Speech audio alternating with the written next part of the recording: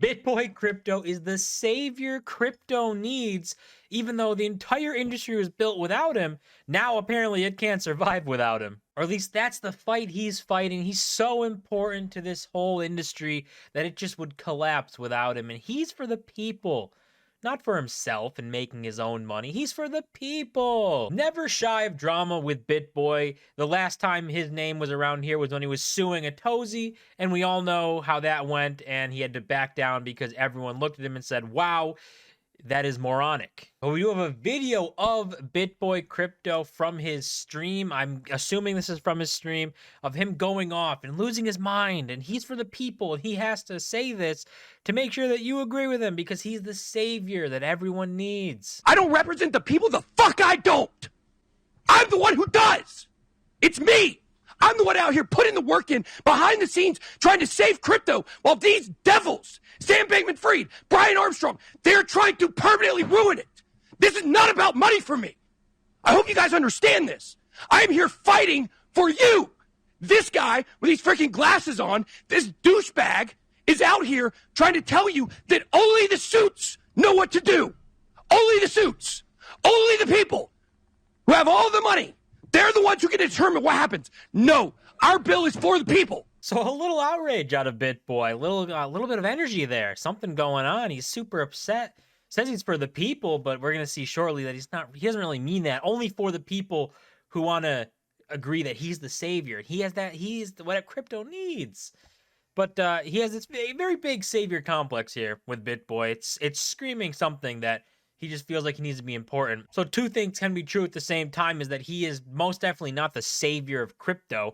If he stopped making videos today and stopped interacting with anything on the internet and disappeared, crypto moves on. It doesn't stop moving. And then also FTX, whatever regulations and everything they're trying to go down isn't necessarily the best path either. But blowing up and saying, worship me, I'm the savior of crypto, and you got to worship me because I do this for you. Not for me, for you. But we get to see it pretty quickly that he doesn't actually do this for you unless you agree with him and love him and worship him.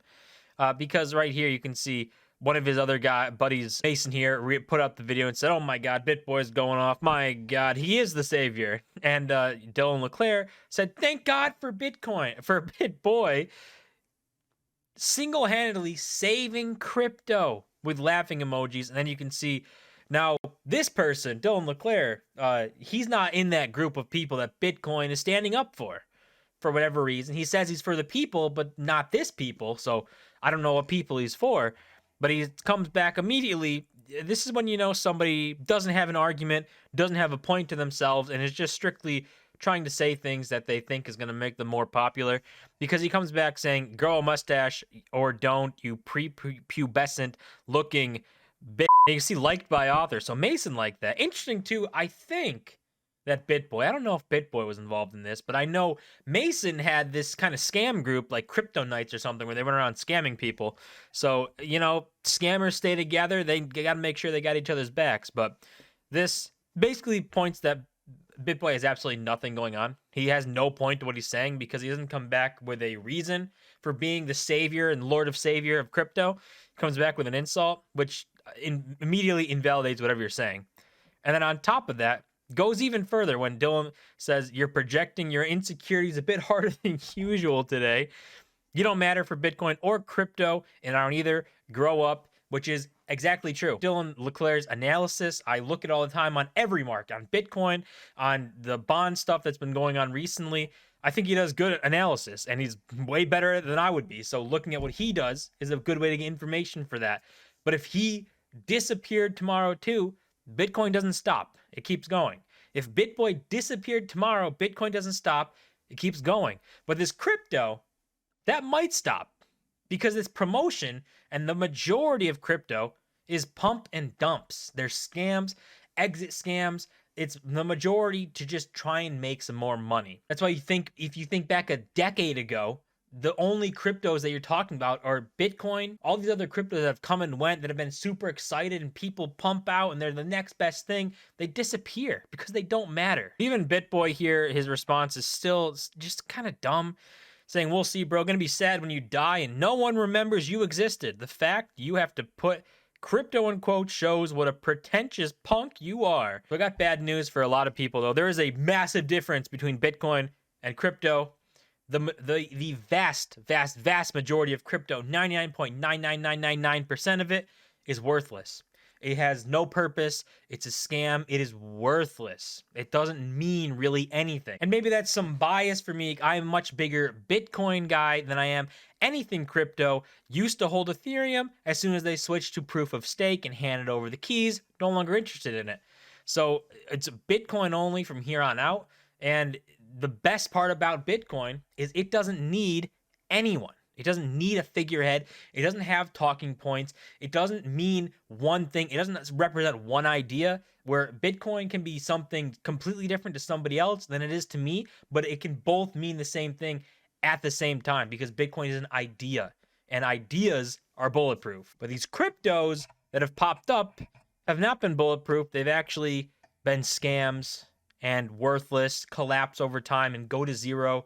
And the people who created it and started the pump, they're the ones who make all the money. The people who advertise them, like Bitboy, they make all the money. And then the people who follow this advice from these people actually get screwed and are the ones handing over their money to these guys that are making it. And on top of that, from Bitboy, where he screams, "It's not about the money for me. It's never been about the money. I'm here to save you. This is not about money for me. This is not about money for me. This is not about money for me." He's charged very handsomely for talking about crypto projects on his channel.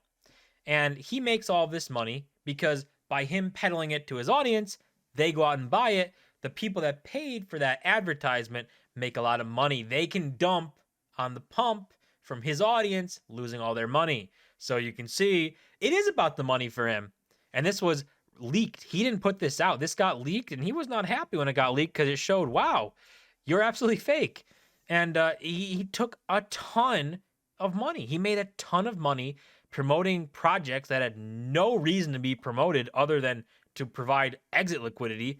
And he charged thousands, tens of thousands of dollars to do this. And he leveraged his audience, didn't care about what would happen to them as long as his pockets got filled. And just on what I guess he's fighting against is this FTX like industry regulation stuff, what they're kind of suggesting. This whole thing, some of it makes sense, some of it's ridiculous, but you got to think that FTX is a company. So they put out this thing saying possible regulations and everything. And you know that the majority of what's in here is going to benefit FTX. It's going to bring more business, make them more money, or somehow benefit them. Otherwise, they're not going to say we should do this. That's what's always going to happen. The company, FTX, is going to suggest regulation that's going to benefit them. If Coinbase suggested stuff, he talked about Brian Armstrong, then they're going to suggest things that would benefit them. That's what companies do. And the same thing goes for Bitboy here, where he is going to do what puts him in what he thinks is the best light. Screaming into the camera saying, "I'm for you," is going to put him in the best light for a lot of people who don't dig into this stuff, who don't think, you know, FTX's stuff is trying to do the best for the company, not the best for the industry. And that you see a lot of the stuff in here is going to benefit FTX themselves. And then this, reacting in this way, is going to benefit Bitboy because he's leveraging it right now to say, look it, I'm the savior. I'm so good. Worship me. Come back, watch my channel, and just do what I say. I just know I'm better. And he has the savior complex, which is the worst of everything. Because for some reason, he thinks he's up here, and then everyone else is down here. And it makes no sense. Why? Because he makes YouTube videos? He's better than everyone because he puts YouTube videos out and talks about crypto? That makes no sense. But there are problems in this FTX stuff that you could talk about, saying things like this: maintaining a block list is a good balance, prohibiting illegal transfers, freezing funds associated with financial crimes, while otherwise allowing commerce, I think is just dumb. Saying, doing all this block list and sanctions and all this stuff and allowing a government to say, no, you can't spend your money, it's dumb.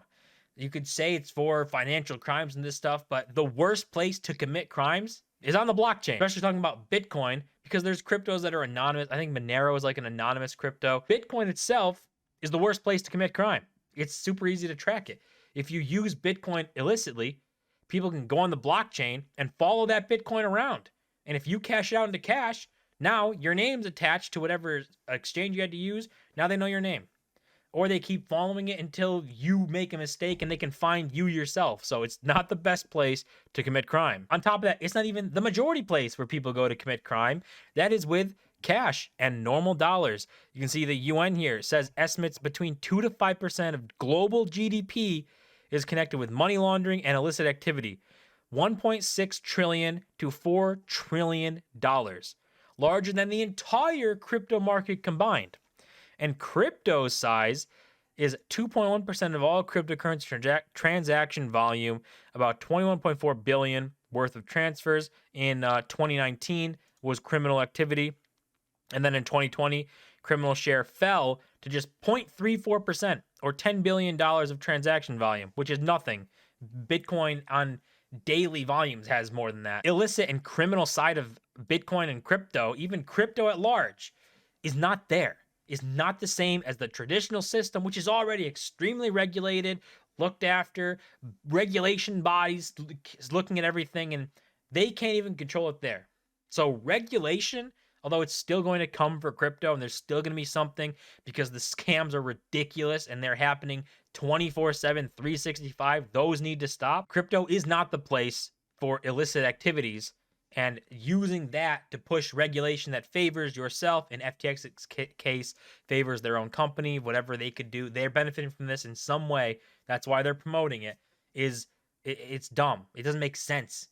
$10 billion a year compared to 4 trillion is nothing. It's absolutely nothing. Focus on the big one, the 4 trillion in illegal activities happening every year instead of the 10 billion microscopic ones that are happening. And if you want to see visually, you can see this chart, illicit share of all cryptocurrency transaction volumes. This is everything. This isn't just Bitcoin. This is every crypto, all of them. You can see 2017, little dip, going up to over 3% in 2019, which is still nothing compared to the traditional system, even at the highest it's been. And then it collapses and falls off a cliff, 0.15% in 2021. So it's absolutely almost none. It's null and void when you're talking about illicit activities on the blockchain. Yet for some reason, people focus on this because it's what they can use to attack Bitcoin and crypto and try and get regulation on it and favorable regulation to favor themselves in whatever they're trying to do. So instead of focusing on the 99.9% that is completely legal and great transaction and improving people's lives, they're focusing on the 0.15% that is doing almost nothing. It's nothing in volume. It's not even comparable. So aren't we just all so lucky to have Bitboy Crypto leading the charge, being the savior that we all need? Because I know without him, I don't know what crypto would be.